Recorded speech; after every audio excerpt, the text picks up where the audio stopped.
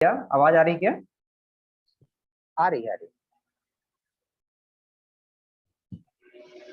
आप सभी को प्रणाम। आज की इस ऑनलाइन क्रांति गोष्ठी में सूक्ष्म रूप में उपस्थित परम पूज्य गुरुदेव परमवंदनीय माता जी, आदरणीय राठौर भैया जी, आदरणीय कुंती दीदी जी, सभी जितने भी जिले हैं, जिले के सभी जिला प्रतिनिधिगण, ब्लॉक प्रतिनिधिगण, वरिष्ठ कार्यकर्तागण एवं जितने भी हमारे युवा भाई बहन जुड़े हैं, उन सभी को मैं सादर प्रणाम करता हूँ। भाइयों बहनों, पिछले 2 साल से, जैसे कि अभी गुप्ता भैया बता रहे थे, पिछले 2 साल से हम चर्चा करते आ रहे हैं इकाइयों के निर्माण के संबंध में। और बहुत से जिले हैं, बहुत से ब्लॉक है जो इकाई का निर्माण कर चुके हैं। इसके ऊपर में बहुत ही शानदार कई बार कार्यशाला हुआ, ऑनलाइन भी हुआ, ऑफलाइन भी हुआ, बताया गया और सभी लोगों ने बढ़ चढ़ करके इस पर काम किए हैं।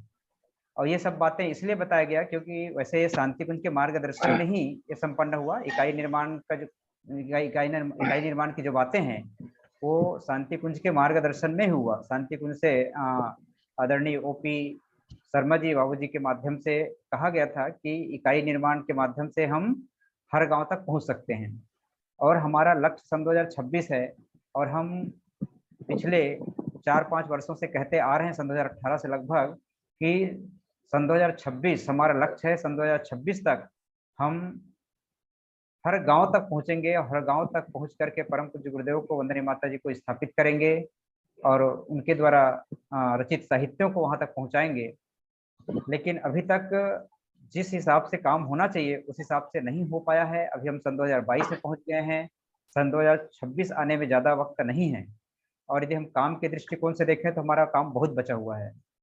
और जब इसके ऊपर में चिंतन किया गया, जैसे जहाँ जहाँ पर इकाई निर्माण हो गया है, तो अभी आप सबको मालूम होगा कि गरियाबंद जिले के एक ब्लॉक है छूरा ब्लॉक, जिसको हम लोग वहाँ के जो हमारे जिला समन्वयक हैं आदरणीय टीकम भैया जी, उनके माध्यम से, और छूरा ब्लॉक के जो ब्लॉक समन्वयक है मिश्रा जी, और वहाँ के जो सांसद है आदरणीय चंदूलाल साहू जी, उन सबके साथ में बैठ करके विचार विमर्श किया गया कि चलो कोई ना कोई ब्लॉक को तो अपन छानबीन करते हैं, उससे पता चलेगा कि हमारे जो ब्लॉक है उस ब्लॉक में कितने गांव हैं, कितने इकाई हैं, कितने गांव में गायत्री परिवार है, कितने गांव में नहीं है।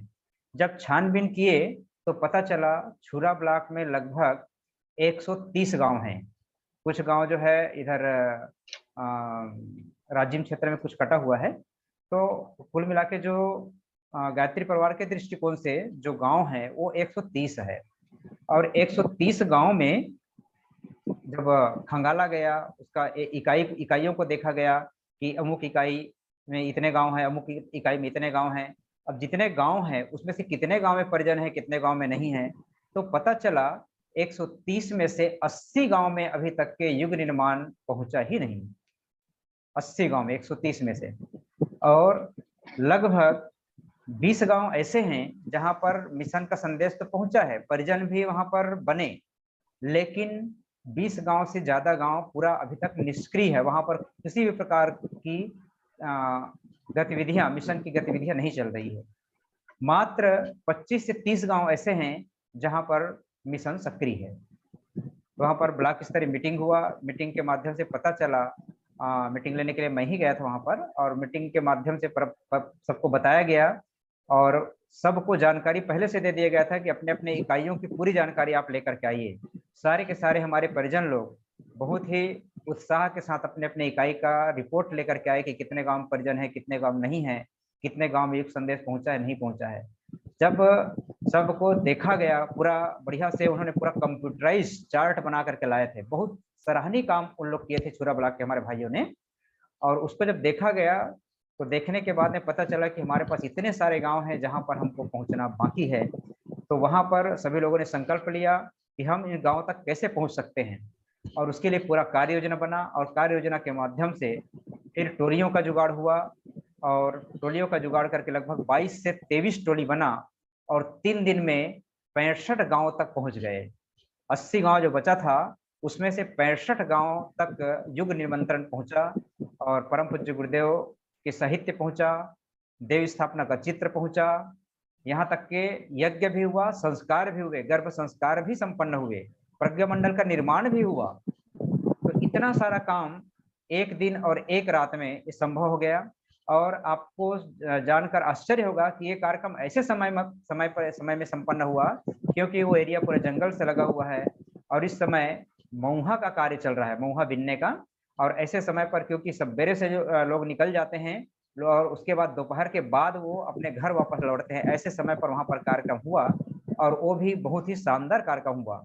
कई भाई बहनों का फोन भी आया हमारे पास और बोले कि और जब कभी भी गरियाबंद जाने का मौका मिले तो निश्चित रूप से हमको आमंत्रित करेगा, हम जाने के लिए तैयार हैं। बहुत अच्छा कार्यक्रम रहा, खूब खूब लोग जो है बढ़ चढ़ करके गांव के लोग जो है उसमें हिस्सेदार बने और वहां पर शानदार दीप महायज्ञ संपन्न हुआ।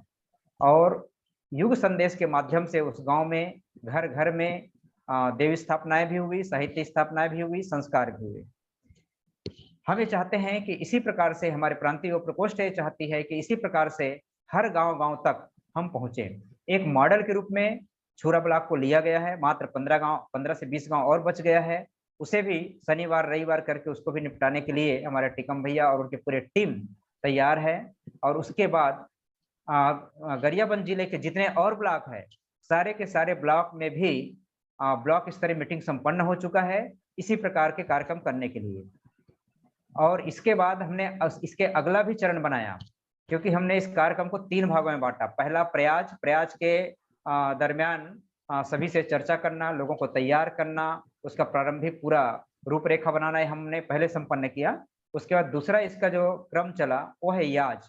टोली गए और टोली जा करके वहां पर उस गांव में कार्यक्रम संपन्न किए, कहाँ पर कार्यक्रम होगा, कौन लाउड स्पीकर लगाएगा, कहाँ पर भोजन का व्यवस्था होगा, इतना बेहतरीन तरीका से, इतना व्यवस्थित तरीका से हमारे छुरा ब्लॉक के भाइयों ने संपन्न किया। इसको बहुत ही